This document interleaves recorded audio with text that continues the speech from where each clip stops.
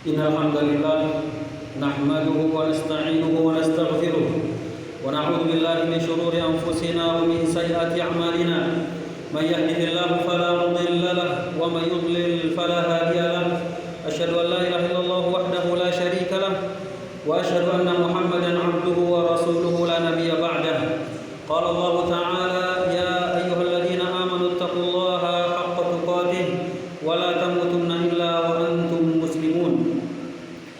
Ya ayuhan nasu taqu rabbakumul ladzi khalaqakum min nafsin wahidah wa khalaqa minha zawjaha wa batha minhuma rijalan katsiran wa nisaa'a wattaqullaha alladzi tasaaluna bihi wal arham innallaha kana 'alaikum raqiba. Ya ayyuhalladzina amanu taqullaha wa qulu qawlan sadida yuslih lakum a'malakum wa yaghfir lakum dhunubakum wa may yuti'illaha wa rasulahu faqad faza fawzan 'azima. فإن أصدق الحديث كتاب الله وخير الهدي هدي محمد صلى الله عليه وسلم وشر الأمور محدثاتها وكل محدثة بدعة وكل بدعة ضلالة وكل ضلالة في النار. معاشر المسلمين أعزكم الله. Alhamdulillah, segala puji bagi Allah Subhanahu wa taala. Kita haturkan atas kesehatan yang Allah Subhanahu wa taala berikan kepada kita semua, di mana di hari Jumat ini pada Sayyidul Ayyam, penghulunya hari-hari, Allah Subhanahu wa taala berikan kepada kita kesehatan dan kehidupan, di mana sebagian saudara kita kaum muslimin diuji oleh Allah Subhanahu wa taala dengan berbagai macam penyakit dan bahkan juga dengan kematian. Maka marilah khatib mewasiatkan kepada kita semua untuk kita bertakwa kepada Allah Subhanahu wa taala. Kita isi sisa-sisa umur yang Allah Subhanahu wa taala berikan dengan makna-makna ketakwaan, baik berupa ucapan ataupun perbuatan. Karena Allah Subhanahu wa taala mengatakan wa tazawwadu fa inna khairaz zadi taqwa. Berbekallah kalian, maka sebaik-baik bekal adalah takwa. Ma'asyiral muslimin sidang Jumat rahimakumullah. Kita saat ini juga sedang merasakan dan mendapatkan kenikmatan yang besar, yaitu berada di bulan haram. Salah satu bulan haram yang Allah Subhanahu wa taala jadikan sebagai bulan haram adalah yang kita sedang berada padanya, bulan Muharram. Allah Subhanahu wa taala berfirman di dalam Al-Qur'an surat At-Taubah ayat 36, "Inna iddatash syuhuri 'indallahi 12 syahran."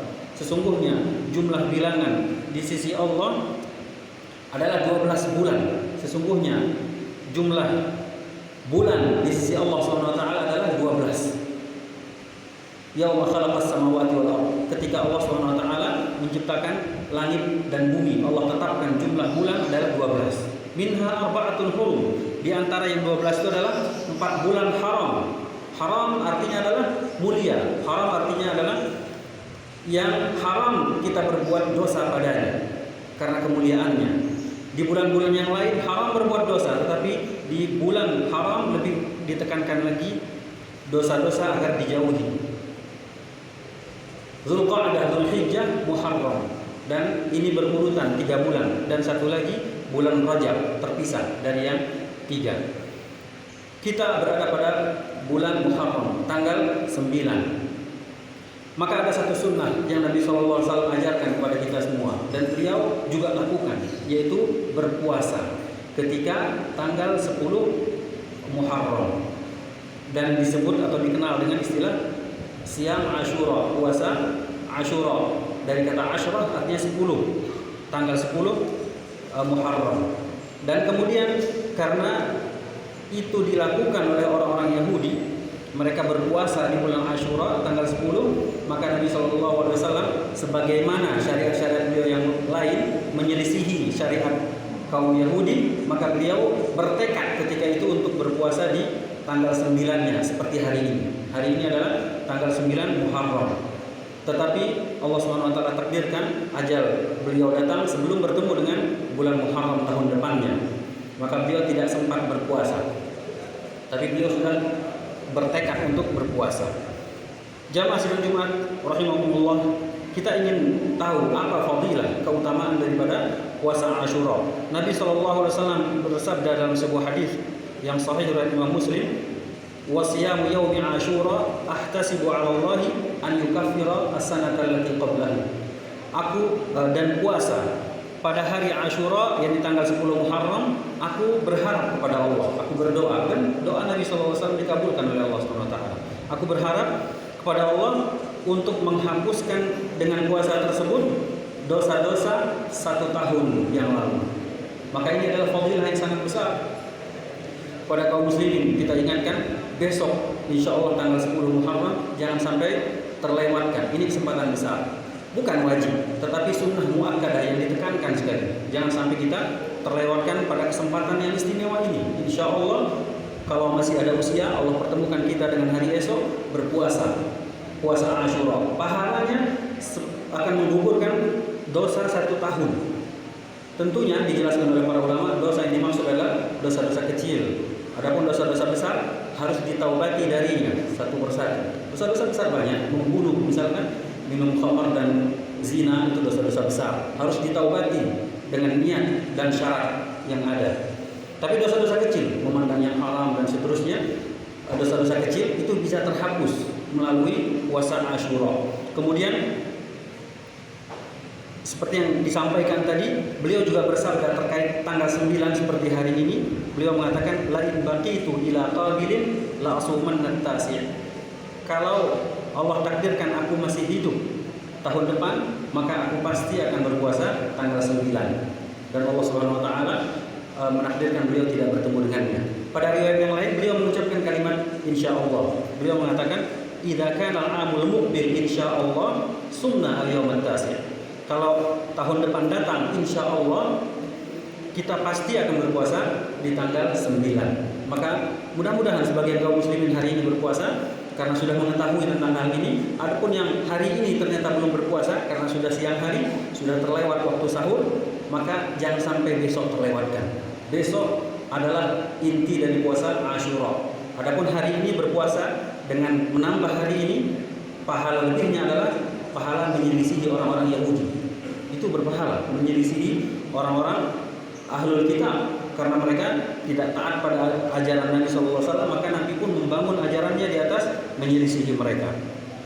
Jamaah sidang Jumat rahimakumullah, ada sebuah hadis juga yang lain yang menjelaskan tentang puasa Asyura, di mana Nabi SAW bersabda, "Afdhalus siyami ba'da Ramadan, syahrullahil muharram." Puasa yang terbaik setelah puasa Ramadan. Puasa Ramadan adalah puasa yang terbaik karena dia adalah puasa yang wajib. Dan tidak ada amalan yang lebih baik daripada amalan yang wajib.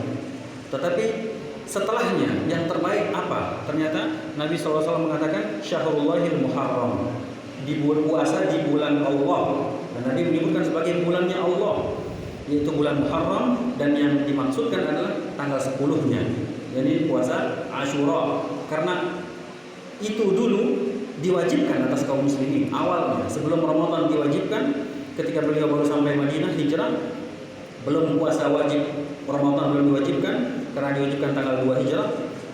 Di tahun pertama datang, beliau dapati orang-orang Yahudi berpuasa, sehingga beliau bertanya, ada apa? Kenapa mereka berpuasa? Ternyata disampaikan kepada beliau bahwa orang-orang Yahudi mengucapkan rasa syukur kepada Allah karena Nabi Musa, nabi mereka secara khusus maksudnya, Nabi Musa juga nabinya kita kaum muslimin, berpuasa karena Nabi Musa diselamatkan dari kejarannya Firaun tanggal 10 Muharram. Maka Nabi SAW mengatakan, ana ahakku wa auladi atau kama qala, kita ataupun kami lebih pantas untuk mengungkapkan kesyukuran itu terhadap Nabi Musa daripada mereka.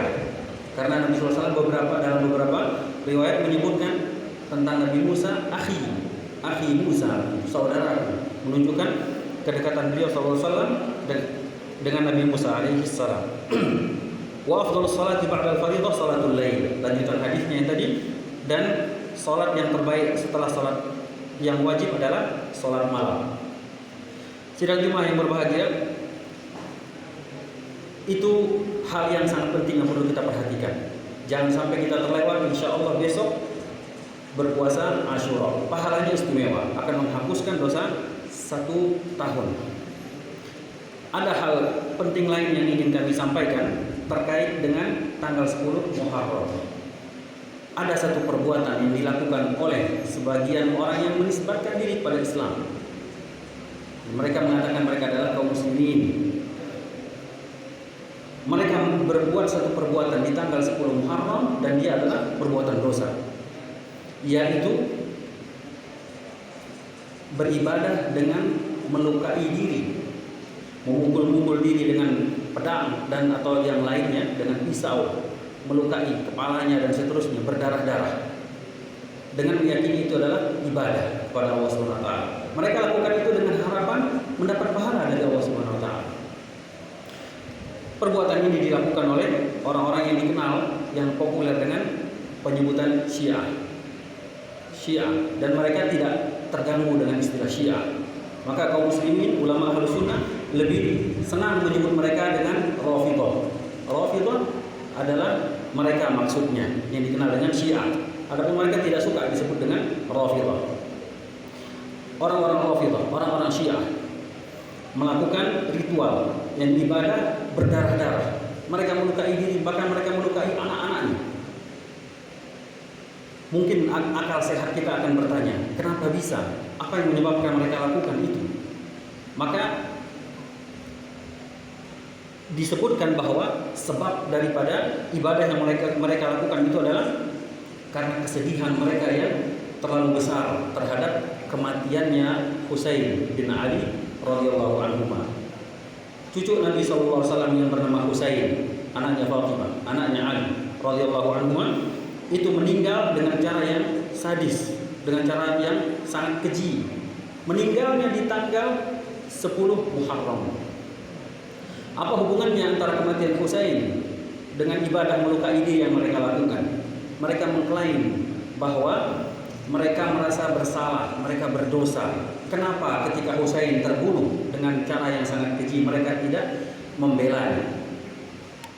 Padahal, dan ini adalah kajian yang cukup panjang, padahal kalaupun kita melihat dari kejadian yang sebenarnya, mereka lah yang berada di balik kejadian itu.